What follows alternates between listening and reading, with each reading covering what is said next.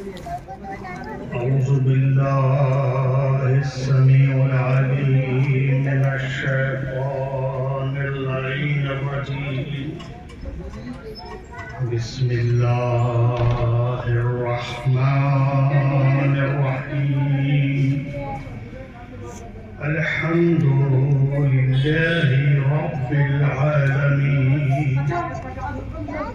والعاقبة للمتقين والجنة للمطيعين والنار للعاصين ثم الصلاة والسلام على أشرف المرسلين خاتم النبيين سيد الأولين والآخرين سيدنا ونبينا وشفيعنا أبي القاسم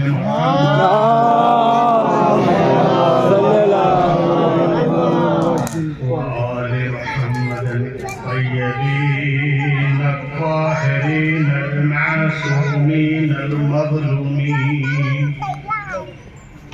ولعنة الله على أعدائهم أجمعين أما بعد فقد قال رسول الله صلى الله عليه وآله وسلم فاطمة أم أبيها صلوات محمد اللهم صل على محمد وآل محمد. عزیزان محترم، بزرگان ملت، میں نے جس حدیث کو آپ حضرات کے سامنے عنوان سخن قرار دیا ہے، یہ حدیث بہت ہی مشہور و معروف حدیث ہے۔ وہ نبی ارشاد فرما رہا ہے کہ جسے اللہ نے آخری نبی بنا کر دیا، وہ نبی ارشاد فرما رہا ہے کہ جسے خدا نے کبھی کہا، وہ خدا ارشاد فرما رہا ہے کہ جسے وہ نبی ارشاد فرما رہا ہے کہ جسے اللہ نے کبھی کہا، کبھی یاسین کہا، کبھی مزمل کہا، کبھی مدثر کہا، وہ نبی ارشاد فرما رہا ہے کہ جو نبی رحمت ہے، نور مجسم ہے، تاجدار مدینہ ہے، راحت قلب و سینہ ہے، مدنی آقا ہے، زہرا کا آقا ہے۔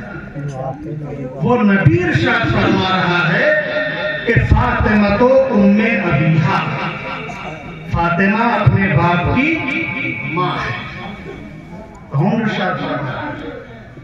وہ نبی ارشاد فرما رہا ہے کہ جو آخری نبی ہے، ہر طریقے سے ہر موقع پر رسول خدا فاطمہ کی فضیلت بیان فرماتے ہیں۔ کبھی کہتے ہیں فاطمہ تو بزتو نہیں، فاطمہ میرا جز ہے، فاطمہ میرا ٹکڑا ہے، فاطمہ میرا حصہ ہے۔ وہی نبی ارشاد فرما رہا ہے کہ اے میری بیٹی، جس نے تجھے خوش رکھا اس نے مجھے خوش رکھا، اور جس نے مجھے خوش رکھا گویا اس نے اللہ کو خوش رکھا۔ پھر اس کے برعکس، اس کے اپوزٹ، اے میری بیٹی، جسے تجھے غضبناک کیا گویا اس نے مجھے غضبناک کیا، اور جس نے مجھے غضبناک کیا اس نے اللہ کو غضبناک کیا۔ اب اگر کوئی یہ چاہے کہ وہ اللہ اور رسول کو خوش رکھ لے اور فاطمہ اس سے ناراض ہو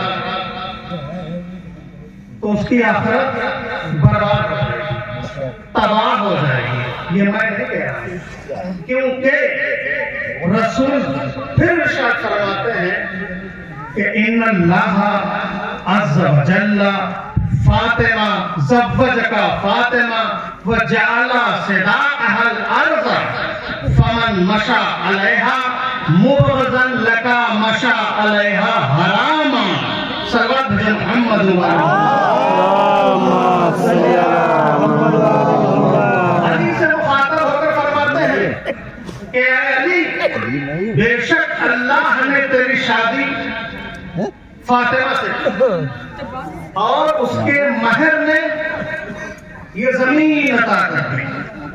اب جو بھی فاطمہ سے بغض رکھ کر، بڑی توجہ، فاطمہ سے بغض رکھ کر، یہ میں نہیں کہہ رہا ہوں، یہ حدیث کے فقرے ہیں، جو بھی فاطمہ سے بغض رکھ کر اس زمین پر چلتا ہے تو وہ گویا حرام چلتا ہے، تو وہ حرام چلتا ہے.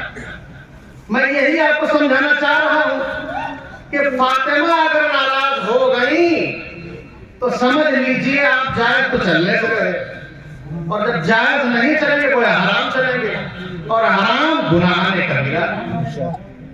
صحیح کہہ رہا ہوں؟ تو اگر زمین پر حلال چلنا ہے تو فاطمہ کو خوش رکھنا ہی ہوگا، چاہے ہم ہوں، چاہے آپ ہوں، چاہے دوسری قومیں ہوں.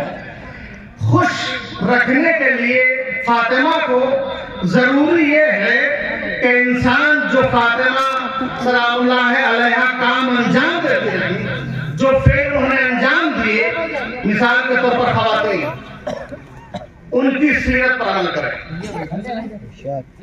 جیسے وہ چادر پہنتی تھی، کسی نامحرم کے سامنے نہیں آیا کرتی تھی، تو ویسے ہی فرض ہے کہ ہماری خواتین بھی پردے میں رہیں، روزہ رکھیں، نماز پڑھیں. علی مولانا مسجد میں اسی پہ بیان کا چل رہا تھا تو میں نے سوچا تھوڑی سی روشنی ڈالی جائے. مولانا ہماری بات کی تائید کریں گے، فتویٰ بھی ہے آیت اللہ کا اور حدیثوں میں بھی مل جائے گا کہ اگر کوئی مسلمان 3 دن تک نماز نہ پڑھے تو اسے مسلمانوں کے قبرستان میں دفنانا نہیں چاہیے. 3 دن تک نماز نہ پڑھے، اور جو ہمیشہ نہیں پڑھتا اس کے لیے کیا ہے؟ وہ جہاں تک میرا عقیدہ یہ ہے کہ جو بالکل ہی نہیں پڑھتا ہے تو اسے کافروں کے لیے بھی قبرستان جو ہے، یا جو یہاں عام طور سے کیا کہا جاتا ہے جہاں مردے جلائے جاتے ہیں، شمشان گھاٹ، وہاں بھی جگہ نہیں ملنی چاہیے. کیونکہ آپ بتائیں کہ آپ لوگ دعویٰ کرتے ہیں، میں خود اپنا کہہ رہا ہوں، آپ لوگ برا مت مانیے گا، لیکن یہ بتائیں مجھے ذرا کہ ہمارے کس نبی یا کس امام یا کس شہزادے نے نماز نہیں پڑھی؟ آپ مجھے ایک کا پتہ بتا دیں تو میں بھی نماز پڑھنا چھوڑ دوں گا. کیا وجہ ہے؟ اصل وجہ یہی ہے کہ ہماری رگوں میں جو خون دوڑ رہا ہے وہ پاک ہے. تو لہذا سب سے پہلے ہمیں اپنی غذا پر غور کرنا چاہیے کہ ہم کھا کیا رہے ہیں،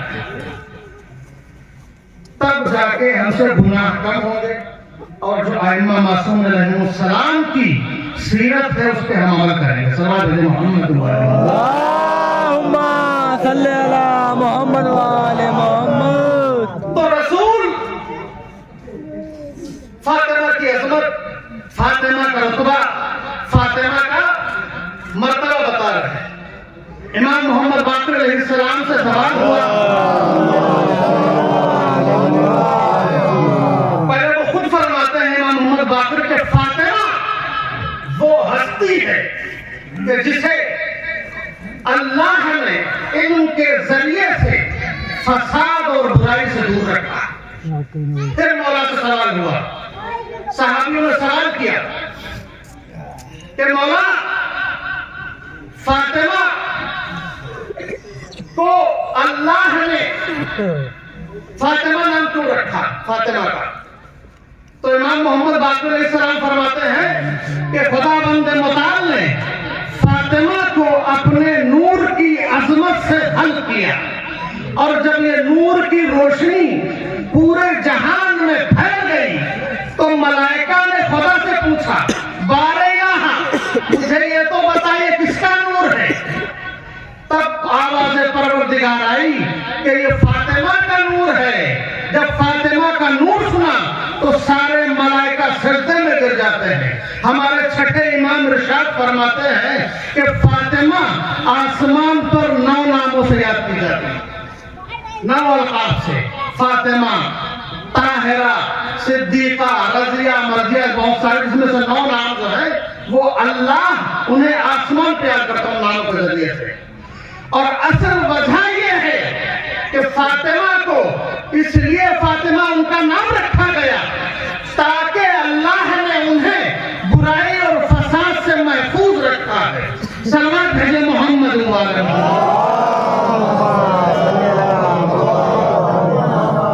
یہ ہے فاطمہ کی عظمت، یہ ہے فاطمہ کا مرتبہ۔ فاطمہ وہ ہستی ہے جسے اللہ نے آدم اور حوا سے پہلے خلق کیا۔ ایک مرتبہ جناب آدم اور حوا جنت میں بیٹھے ہوئے ہیں، آپس میں محض گفتگو ہے۔ آدم کہتا ہے حوا ہم وہ ہستی ہیں جسے اللہ نے ہم سے پہلے کسی کو خلق نہ کیا۔ خدا کو یہ بات پسند نہ آئی، فوراً جبریل کو بھیجا کہ جاؤ انہیں فاطمہ کا مرتبہ بتاؤ جا کر۔ اب جبریل آئے، جناب آدم کے پاس پہنچے، پہنچنے کے بعد کہا آدم چلو تمہیں جنت بری کی سیر کرواتا ہوں۔ لے کے چلے، حوا کے ساتھ میں ہے۔ جب آدم نے دیکھا کہ ایک محل تعمیر ہے، ایک اینٹ سونے کی ہے، دوسری اینٹ چاندی کی ہے، کنگورے یاقوت و زمرد کے ہیں، اور ایک گنبد بنا ہوا ہے۔ اس گنبد کے نیچے ایک تخت لگا ہوا ہے، اور اس تخت پر ایک خاتون بیٹھی ہوئی ہے۔ آدم سے رہا نہ گیا، پوچھ ہی لیا کہ اے جبرائیل یہ خاتون کون ہے؟ یہ خاتون کون ہے؟ تب جبریل نے کہا میرا تمہارے پاس آنے کا اصل مقصد یہی تھا کہ تم ہم سے پوچھو یہ کون خاتون ہے؟ یہ وہ خاتون ہے کہ جسے اللہ نے تم سے پہلے خلق کیا ہے۔ صلوات بھیجے محمد والے اللہم صلی علی محمد والے محمد۔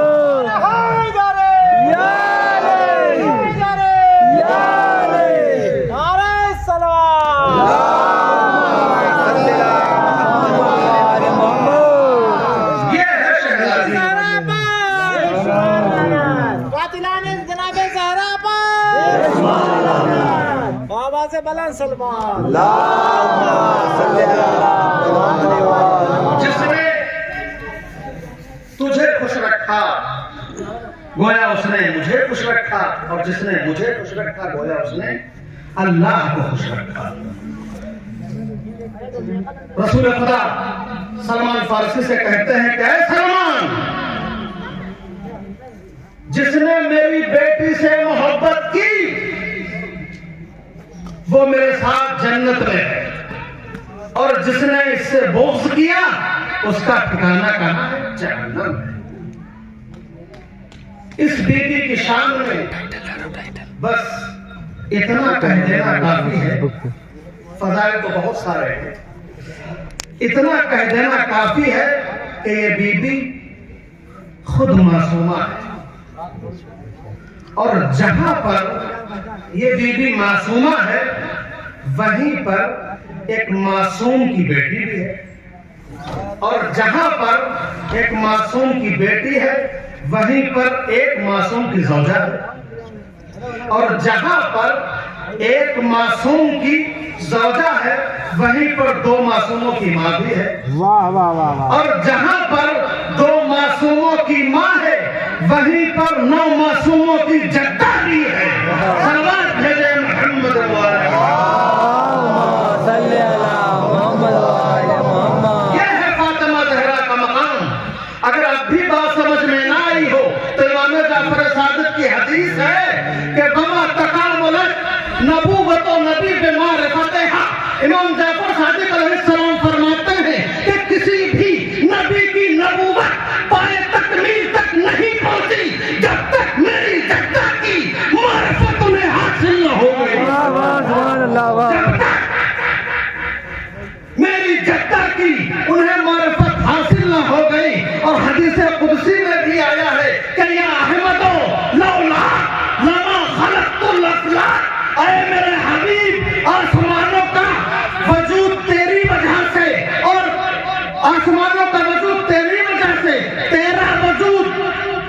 علی کی وجہ سے اور علی کا وجود تیری وجہ سے، لیکن تم دونوں کا وجود باغ عصمت و طہارت فاطمہ کی وجہ سے۔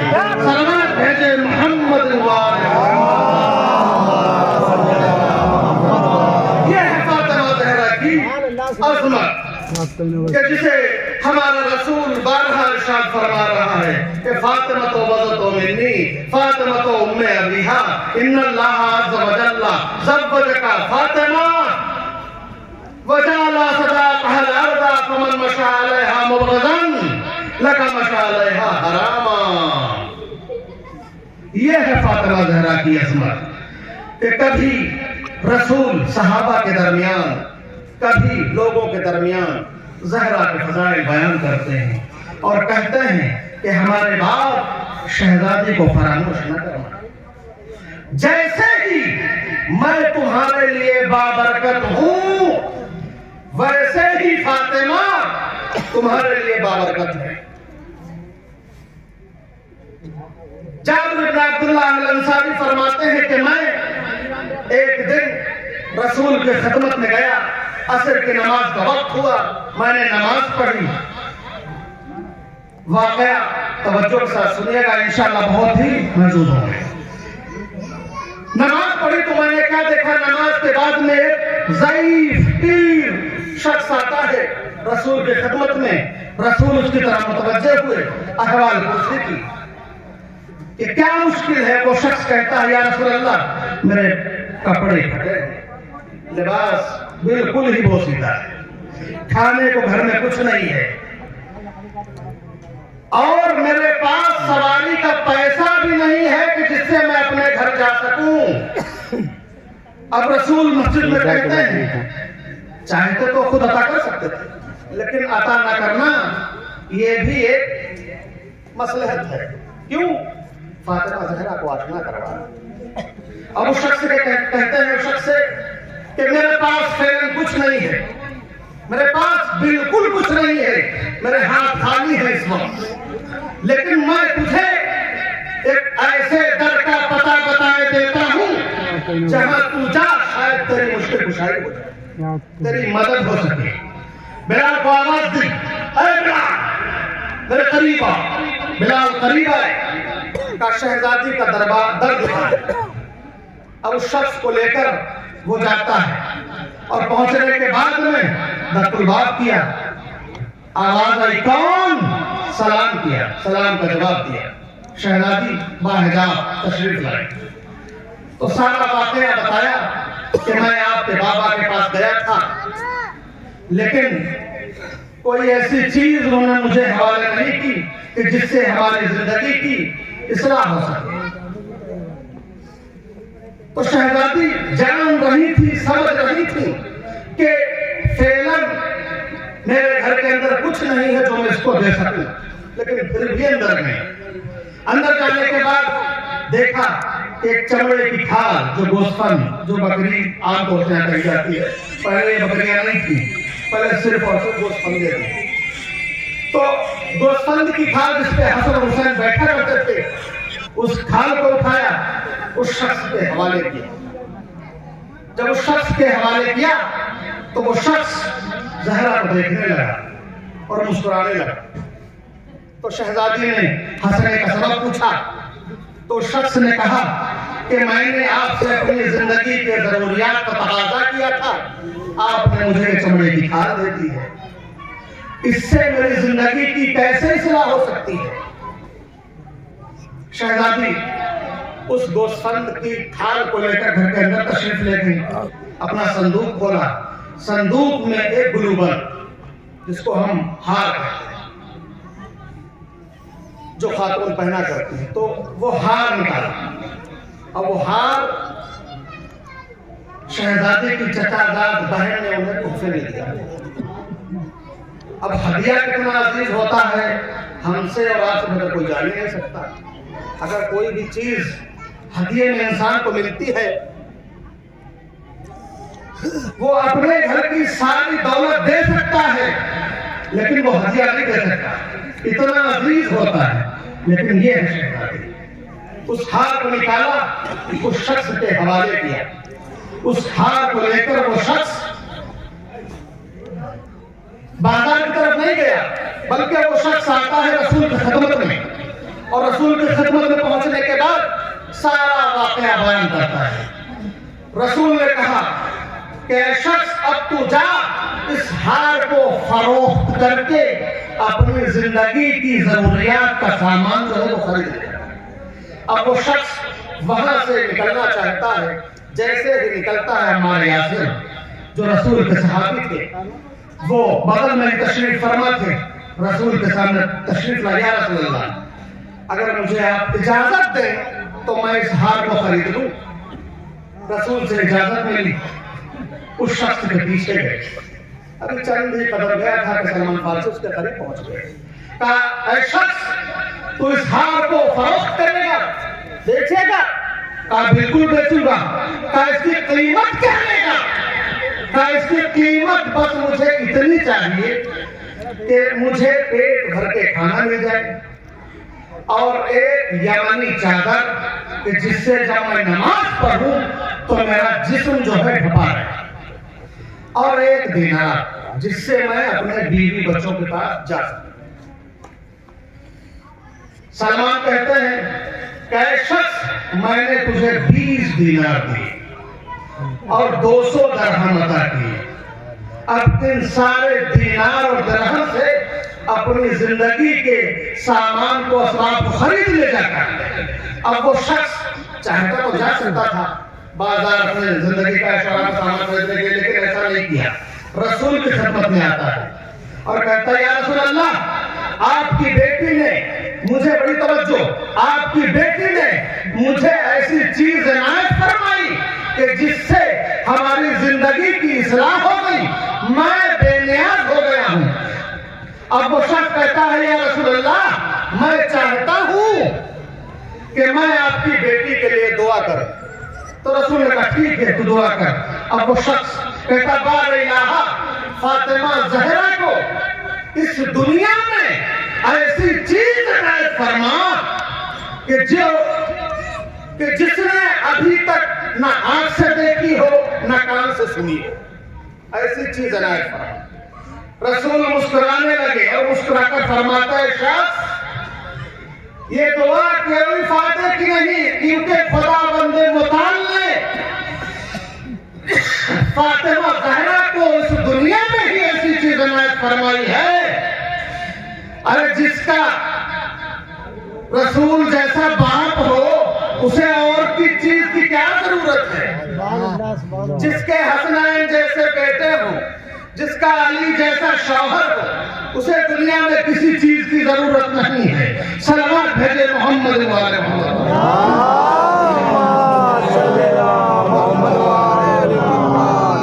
اور جب وقت آخر اسرائیل فاطمہ کی روح قبض کرنے آئے گا، جب اس سے سوال ہوگا، بڑی توجہ، جب اس سے سوال ہوگا کہ تیرا پیغمبر کون، تو یہی فاطمہ فخر سے جواب دے گی میرا باپ۔ یہی فاطمہ جواب دے گی کہ تیرا پیغمبر کون، تو فاطمہ جواب دے گی میرا باپ۔ جب فاطمہ سے سوال ہوگا تیرا ایمان کون، تو یہی فاطمہ جواب دے گی میرا شوہر علی ابن ابی طالب۔ سبحان اللہ۔ بھیجے محمد صلی اللہ محمد والے محمد۔ یہ ہے فاطمہ زہرا کی عظمت۔ یہ ہمیں کون بتائے گا کہ فاطمہ کی عظمت کیا ہے، فاطمہ کا رتبہ کیا ہے؟ انبیاء کے زمانے میں چلتے ہیں، وہاں دیکھتے ہیں کہ کس نبی نے فاطمہ زہرا کی عظمت کو بیان کیا، کیسے فضیلت معلوم ہوئی۔ جناب ابراہیم کا دور ہے۔ جناب ابراہیم کا دستور عمل یہ تھا کہ جناب ابراہیم کبھی بھی اپنی زندگی میں انہوں نے بغیر مہمان کے کھانا نوش نہیں فرمایا۔ جب تک زندہ رہے بغیر مہمان کے کھانا نہیں کھایا۔ اتفاق یہ ہوا کہ جناب ابراہیم ایک دن سفرہ دسترخوان لگائے بیٹھے ہیں، مہمان نظر نہیں آ رہا، پریشان ہو گئے۔ وقت گزرنے لگا، خدا سے دعا کرنے لگے میرے پروردگار میں بغیر مہمان کہ کھانا نوش نہیں فرماتا ہوں، لیکن آج اتفاق یہ ہے کہ مجھے کوئی مہمان نہ مل سکا، میں یہ کھانا کیسے کھاؤں؟ یہ بات اللہ کو اتنی پسند آئی کہ اس نے آسمان سے 4 ملائکہ کو بھیج دیا کہ جاؤ میرا خلیل نبی جو ہے بغیر مہمان کے ہے، اس کے دسترخوان پہ جاؤ اور سفرے کی دسترخوان کی زینت بنو جاؤ۔ یہ نہیں کہا کہ کھانا کھاؤ جائے، توجہ رکھیے گا۔ دسترخوان پر آئے، ابھی دعا ختم نہیں ہوئی تھی کہ ملائکہ حاضر۔ جب ابراہیم نے دیکھا کہ دسترخوان پر مہمان آ چکے ہیں تو فوراً سجدے میں گئے، شکر پروردگار ادا کیا۔ اس کے بعد میں سفرے پر تشریف لائے اور لانے کے بعد کہتے ہیں بسم اللہ، کھانا کھائیے ملائکہ سے۔ ملائکہ کہتے ہیں بسم اللہ آپ کھائیے۔ پھر کہا نہیں کھائیے، دیر ہو رہی ہے، کافی دیر پہلے سے ہو چکی ہے، تو نوش فرمائیے۔ ملائکہ پھر کہتے ہیں نہیں میں کھانا نہیں کھاؤں گا۔ کہا جب کھانا ہی نہیں تھا تو دسترخوان پہ آئے کیوں؟ جب کھانا نہیں کھانا تھا تو سفرے پر کیوں آئے؟ تو ملائکہ جواب دیتا ہے ابراہیم تم نے مجھے پہچانا نہیں، میں ملائکہ ہوں، اور خداوند متعال نے ہم سے کھانا کھانے کی صلاحیت کو ہم سے سلب کر لیا ہے۔ میرا صرف کام یہ ہے کہ میں عبادت کروں۔ اللہ کو جو آپ نے خدا سے دعا کی وہ کام پسند اتنا آیا کہ اس نے بھیج دیا تاکہ میں سفرے پر بیٹھا رہوں اور آپ کھانا نوش فرما لیں۔ یہاں پر عجب نہیں زہرا کی آواز آئی ہو، توجہ رکھیے گا کہ جہاں ملائکہ آئے لیکن کھانا تک نہیں کھایا، تو یہاں پر زہرا کی آواز آئی اے ابراہیم یہ تمہارا در ہے، یہ تمہارا در ہے کہ جہاں ملائکہ آئے تو صحیح نہ کھانا کھا رہے ہیں نہ کھانا لے جا رہے ہیں، لیکن یہی ملائکہ جب تک ہمارے دروازے پر آئیں گے، ہمارے در پہ آئیں گے تو کبھی یتیم بن کر آئیں گے، کبھی فقیر بن کر آئیں گے، کبھی مسکین بن کر آئیں گے۔ صلوات بھیجے محمد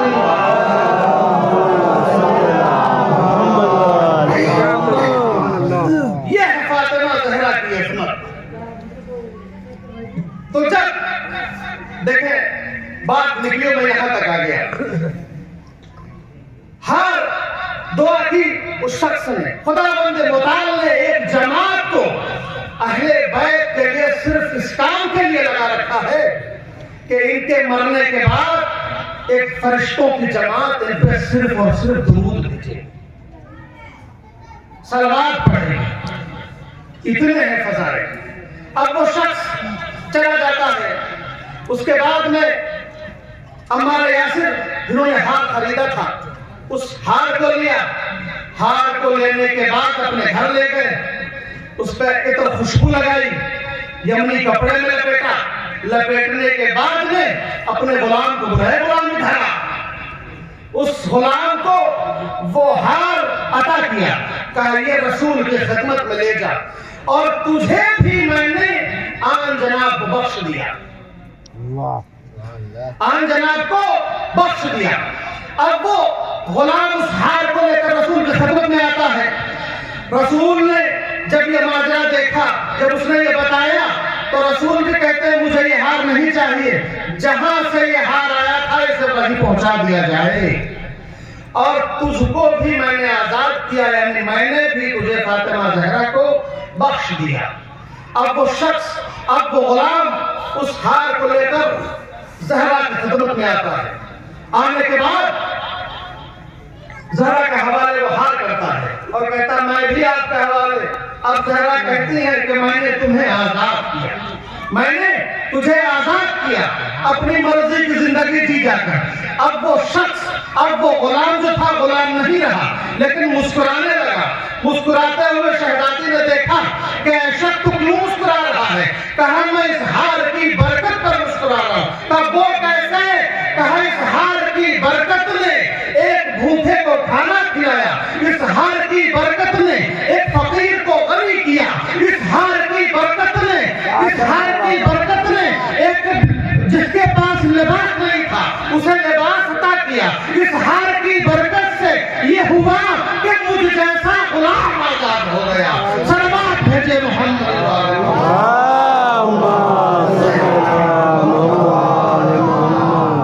बाबा से बुलंद सलवात है।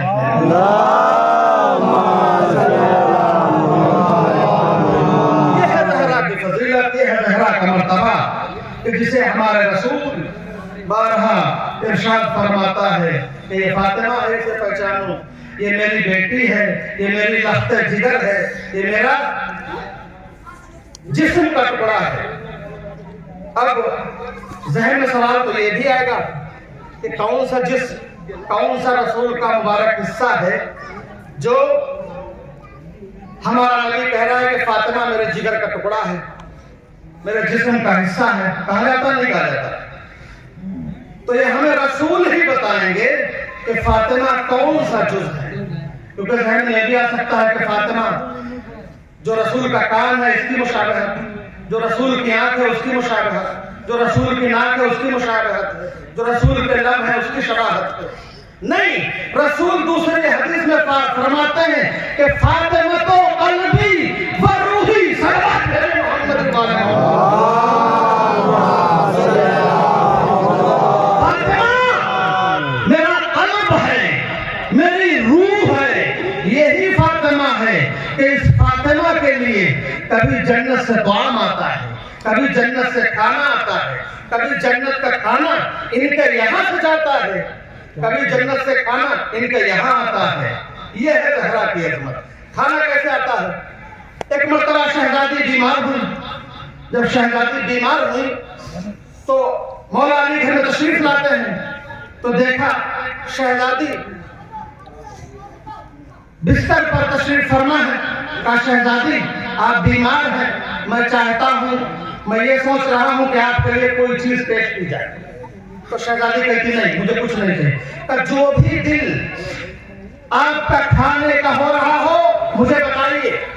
कहा नहीं मैं नहीं, कुछ भी नहीं मुझे चाहिए। कहा नहीं बता दो। कहा नहीं मैं नहीं ले सकती। क्यों? कहा इसलिए मुझे मेरे बाबा ने मुझे वाज़ो नसीहत की थी, वसीयत की थी कि फातिमा कभी भी अपने शौहर से कोई चीज तलब ना करना। ऐसा न हो कि तुम तलब करो और अली तुम्हें दे न सके, अली तुम्हें अता न कर सके। तो कहा नहीं।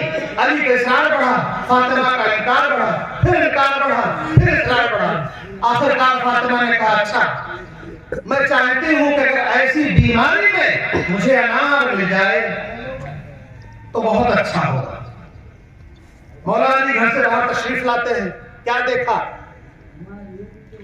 कि सहाबा बैठे हुए हैं। का सहाबाओं में से एक सहाबा को बुलाया कि कहीं से अनार मिल सकता है, क्योंकि अनार का मौसम नहीं था, इस वजह से पूछा। कहा नहीं यहाँ अनार तो नहीं, लेकिन एक शख्स है जिसके यहाँ ताइफ से अनार आए हुए थे अभी कुछ दिन पहले, हो सकता है उसके घर पे कोई अनार बाकी हो। अब मौला अली खुद उस शख्स के दरवाजे पर जाते हैं, तब बात किया, वो शख्स बाहर आता है, और जब वो शख्स बाहर आता है तो सलाम किया उसने। कहा मौला आप हमारे दरवाजे पे, खुद आपकी दहलीज पे आ जाता। कहता नहीं जब मैं आ ही गया हूँ तो मेरी ख्वाहिश भी पूरी कर दीजिए। कहा वो ख्वाहिश क्या है? कहा वो ख्वाहिश ये है कि मेरे एक अजीज ने मुझसे पहली मर्तबा किसी चीज की फरमाइश की है। अगर वो आपके, मैंने सुना है वो चीज आपके घर में मौजूद है, अगर वो शायद भी है तो मुझे इनायत फरमाइए। कहा वो शायद क्या है? कहा मैंने सुना है कि तेरे घर पर अनार आए हुए ताइफ से, अगर उसमें से एक भी बचा हो तो मुझे दे दे। तो वो शख्स कहता है कि वो तो काफी अर्सा पहले आए थे, अब मेरे घर में कोई अनार बाकी नहीं। अली इमामत से जानते थे, इल्म इमामत से, कि इसके घर में अब भी एक अनार मौजूद है। कहा कि जा उस सबत में जाके देख, जाके उस टोकरी में देख जाके, हो सकता है पत्तों के दरमियान छुपा हुआ पड़ा हो। कहा नहीं मौला ये मेरा घर है, मैं इसको अच्छी तरीके से जानता हूँ कि इसमें क्या है क्या नहीं है।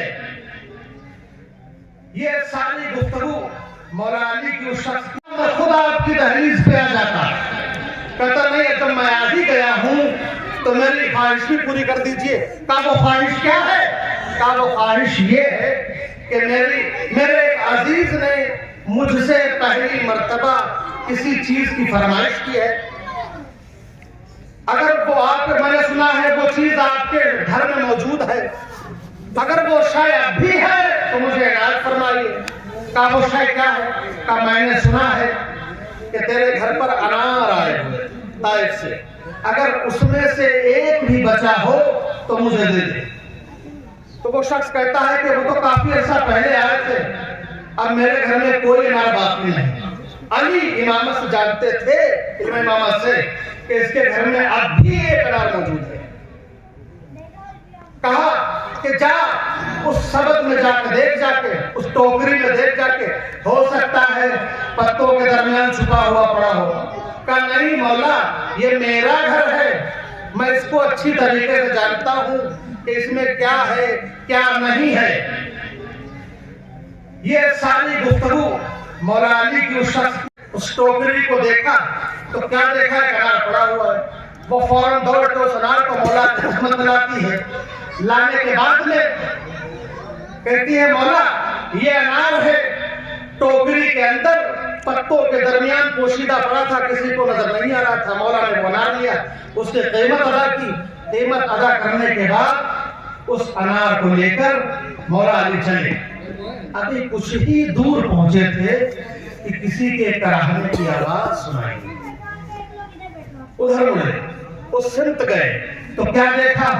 एक ज़ईफ शख्स है, उसके आंखों की बीनाई जा चुकी है, दर्द की वजह से परेशान है, कराहने की आवाज आ रही है। उस शख्स के करीब गए, उसका सर उठाया, अपने जानू पे रखा। ऐ ज़ईफ शख्स, तेरी क्या मजबूरी है? तू यहाँ कैसे पड़ा हुआ है? वो शख्स कहता है कि ऐ जवान, मैं मदाइन से आया हुआ था कि मेरे ऊपर इतना कर्जा हो गया था कि लोग मुझे वहां कर्जा देने से कतराते हैं, कट जाते हैं, यानी किनारा कशी कर लेते हैं। लेकिन मैं इस गरज से यहाँ आया था कि मैं वहां जाऊंगा, मौला से मुलाकात होगी, अपनी घर की तमाम चीजें बताऊंगा कि मेरे घर में क्या है क्या नहीं है। मेरा मौला को ऐसी तदबीर निकाल देगा कि जिससे हमारा कर्ज अदा हो जाएगा। लेकिन दरमियान में मैं मरीज हो गया, कश्ती पे सवार होकर आया था, कश्ती वालों ने मुझे यहाँ छोड़ दिया। कहा अच्छा ये मसला है, तो कहा तेरी फरमाइश क्या है? तू फैलन इस वक्त में क्या चाहता है हमसे? कहा मौला अगर हो सके तो मुझे अगर कहीं से अनार मिल जाए तो हमारे जिस्म में जान आ जाए। मौला के पास एक अनार था जो अपनी शहजादी के लिए, अपनी जोजा के लिए लेके जा रहे थे। अब मौला ने उस अनार को दो हिस्सों में तकसीम किया। एक हिस्सा उस शख्स को दिया, एक हिस्सा अपने पास रखा। उस शख्स ने वो अनार का आधा हिस्सा खा लिया और खाने के बाद में कहा मौला अगर आधा और मिल जाता तो मजा आ जाता। मौला ने वो आधा बचा हुआ हिस्सा भी उस शख्स के हवाले कर दिया और खाली हाथ वहां से चल दिए। घर की तरफ जा रहे हैं, जहन में यह भी है कि फातिमा से वादा करके आया था, पहली मर्तबा मेरी जोजा ने मुझसे कुछ तलब किया, मैं वो भी न दे सका। मेरे पास अनार तो एक ही था जो इस शख्स ने खा लिया, अब फातिमा को जाके क्या मुंह दिखाऊंगा। अभी ये सोच ही रहे थे कि घर करीब आ गया तो बाहर से ही घर के अंदर झांक कर देखा।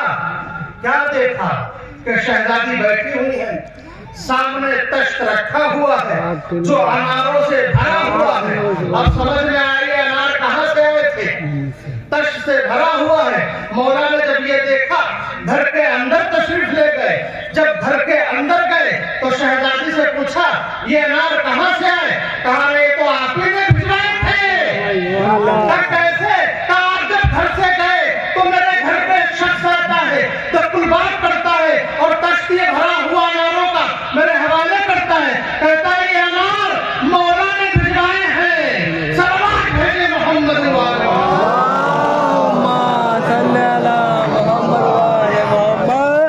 ये अनार कहां से आए? आप लोग समझ गए, अनार जन्नत से आए।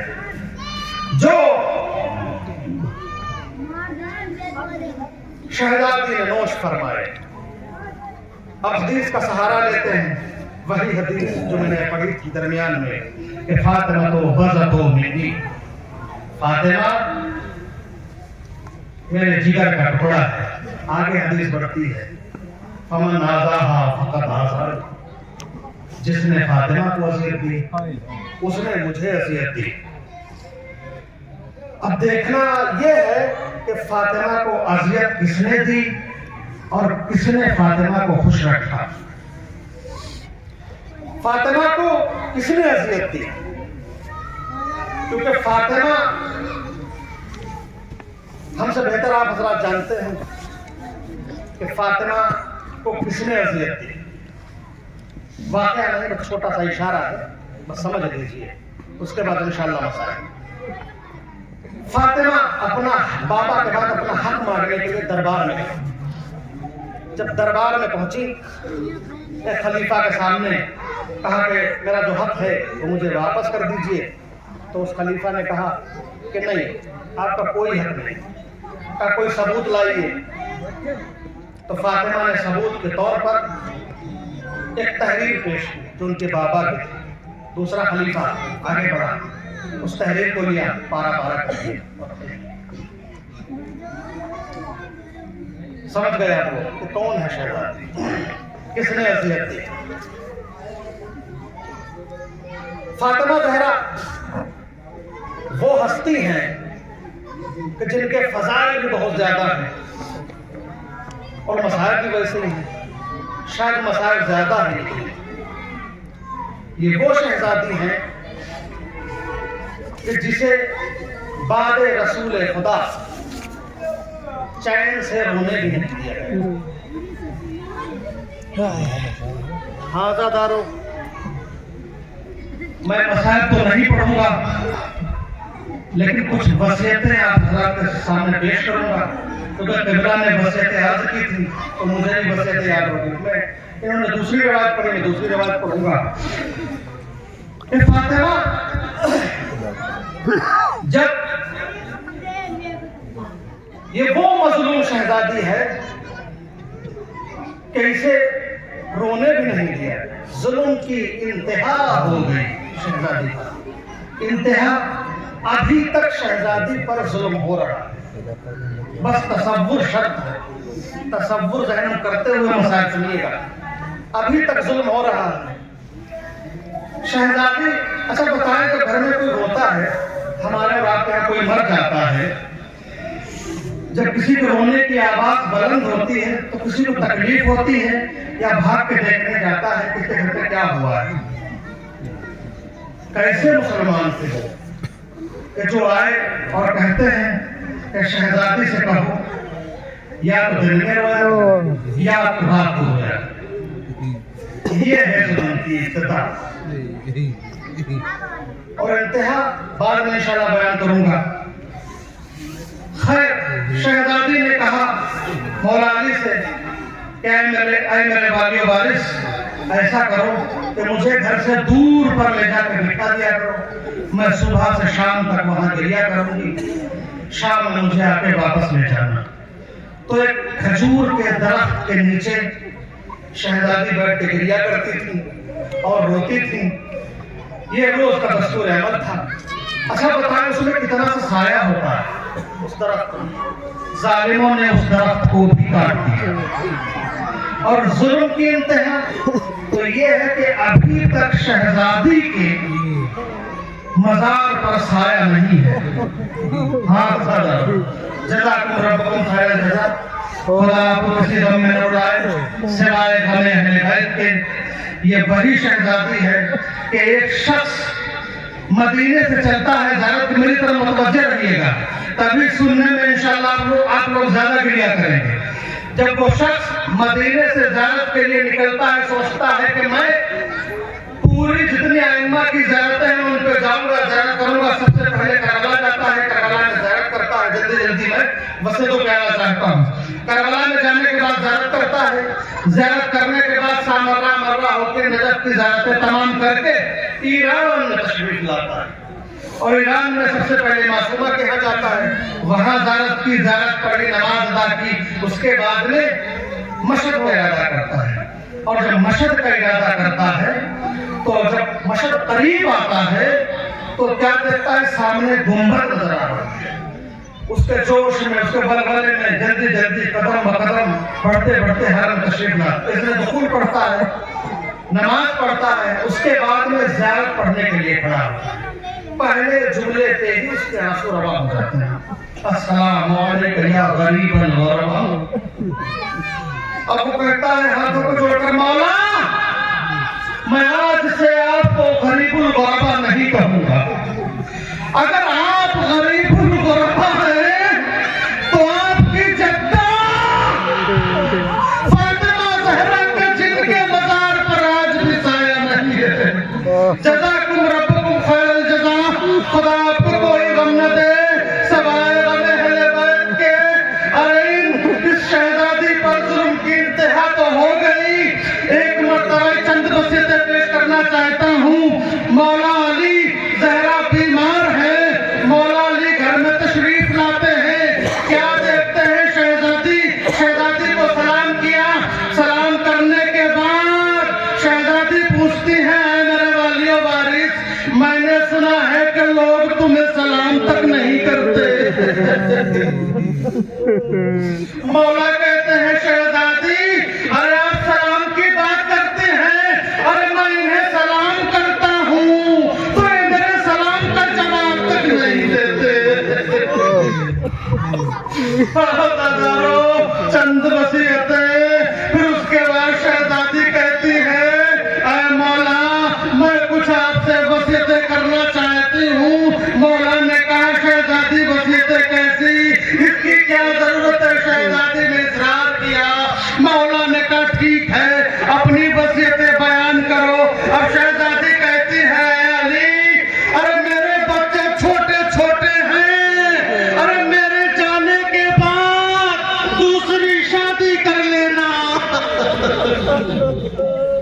دوسری شادی کر لینا۔ پھر دوسری وصیت کہتی ہے کہ اے مولا اے علی ارے مجھ زہرا سے اگر کوئی غلطی ہو گئی ہو تو مجھے معاف کر دینا۔ ارے مولا علی رونے لگے، روتے روتے کہتے ہیں شہزادی ارے میں علی تم سے شرمندہ ہوں، تم نے ہمارے گھر پہ چکی چلائی، ارے تم نے ہمارے گھر پہ پھٹا ہوا لباس پہنا۔ اور شہزادی کہتی ہے، تیسری وصیت کہتی ہے کہ علی مجھے رات میں کفن دینا، مجھے رات میں ہی دفن کرنا، اور مجھے رات میں ہی غسل دینا۔ ارے یہ تو سمجھ میں آ گیا کہ رات میں کفن دینا، رات میں غسل دینا، ارے لیکن دفن تو دن میں بھی کیا جا سکتا ہے۔ ارے شہزادی کہتی ہے کہ میں اس لیے یہ وصیت کر رہی ہوں، ارے میں نہیں چاہتی کہ جس نے میرا دل دکھایا ہے وہ میرے جنازے تک میں آ سکے۔ ارے آخری وصیت ہے کہ جو عام طور سے کم پڑھی جاتی ہے، ارے وہ وصیت یہ ہے، شہزادی نے کہا ہے علی ارے میں جو کپڑے پہنے ہوں میرے مرنے کے بعد میرے جسم سے کپڑے مت اتارنا۔ ارے علی اس وقت تک تو نہیں سمجھا، لیکن جب غسل دینے کے لیے بیٹھا، ارے علی در و دیوار سے اپنا ارے آہو بلند کرنے لگے۔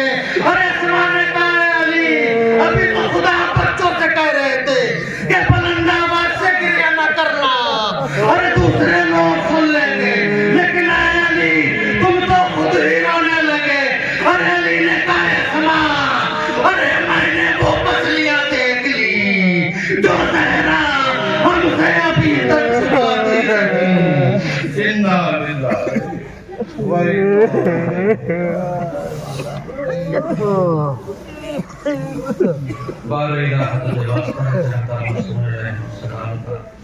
ہماری اس مختصر سی عبادت کو قبول فرما۔ پر الہ تجھے واسطہ ہے چہردہ معصوم علیہ السلام کا، جو بیمار انہیں شفا عنایت فرما، جو بے اولاد ہیں انہیں اولاد سے نواز دے۔ پر الہ تجھے واسطہ ہے اہل بیت علیہ السلام کا، ہمارے ایمان زمانہ کے ضرور راضی فرما، اور میں ان کی عوام آزاد